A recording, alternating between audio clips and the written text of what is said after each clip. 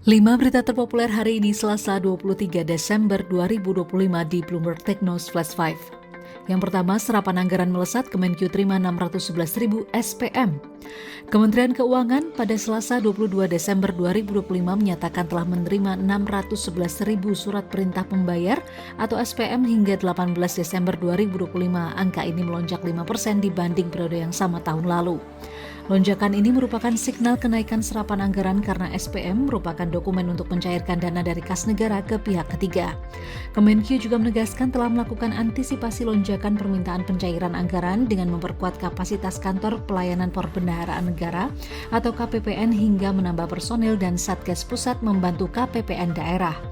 Berdasarkan data Kemenkyu, realisasi anggaran mencapai 84,6% dari Outlook 2025 yang sebesar 662 triliun rupiah atau 2,78% terhadap PDB.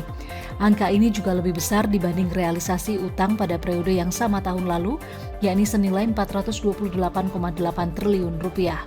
Kedua, harga cabai rawit naik 52% tembus Rp200.000 per kilogram.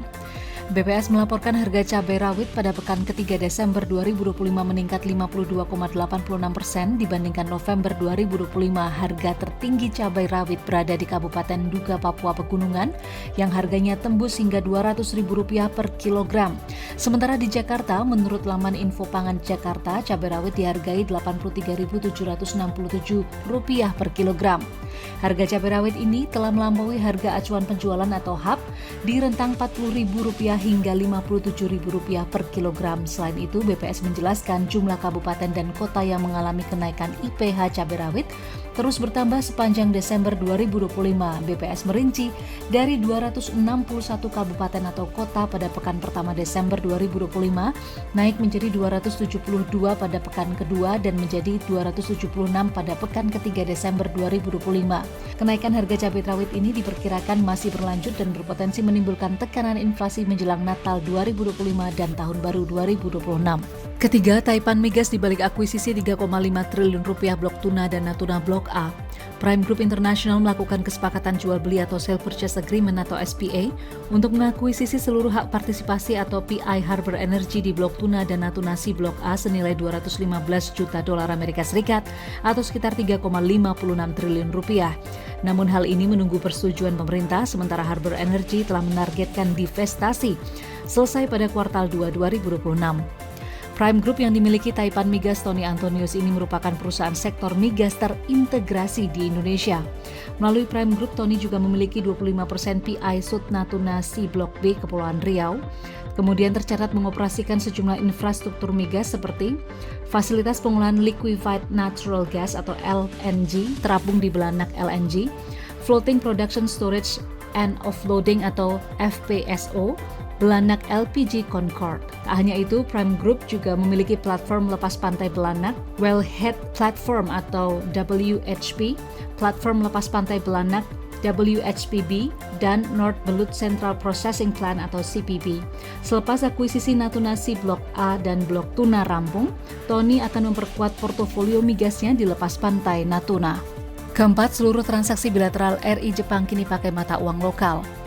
Menteri Keuangan Jepang Satsuki Katayama dan Gubernur Bank Indonesia Peri Warjio menandatangani penguatan nota kesepahaman terkait transaksi mata uang lokal atau Memorandum of Cooperation atau MOC in Local Currency Transaction, dan hal ini mendorong penguatan penggunaan mata uang lokal dalam transaksi bilateral yang berlaku sejak Desember 2025. Nota kesepahaman ini memperluas cakupan kerjasama penyelesaian transaksi mata uang lokal bilateral dari transaksi current account dan investasi langsung menjadi seluruh jenis transaksi bilateral sesuai dengan ketentuan yang berlaku di masing-masing negara. MOC ini memperbaharui dan memperkuat MOC sebelumnya yang ditandatangani 5 Desember 2019 dan telah berhasil menaikkan transaksi mata uang lokal Indonesia dan Jepang. Melalui kerjasama ini diharapkan dapat memperkokoh hubungan ekonomi dan keuangan yang saling menguntungkan antara Indonesia dan Jepang. Kelima, pekan ini Purbaya bakal pimpin sidang 4 kasus The Bottlenecking. Menteri Keuangan Purbaya Yudi Sadewa dijadwalkan memimpin sidang pembahasan 4 kasus yang masuk ke Satuan Tugas Percepatan Program Strategis Pemerintah atau Satgas P2SP sejak mekanisme pengaduan diluncurkan pada Selasa 16 Desember 2025 lalu. Menurut Purbaya, keempat kasus ini dilaporkan oleh pengusaha terkait pembiayaan perizinan dan perdagangan. Purbaya pun melakukan pemanggilan terhadap pelapor dan instansi pemerintah terkait pada Senin 22 Desember 2025. Sebelumnya, Kemenko Perekonomian meluncurkan kanal debottlenecking Satgas P2SP untuk menjadi saluran resmi bagi pelaku usaha untuk menyampaikan kendala bisnis dan investasi yang dihadapi. Pengaduan ini akan ditindaklanjuti oleh 3 Pokja yang terdiri dari sejumlah elemen kementerian dan lembaga yang dikepalai Menko Perekonomian Erlangga Hartarto.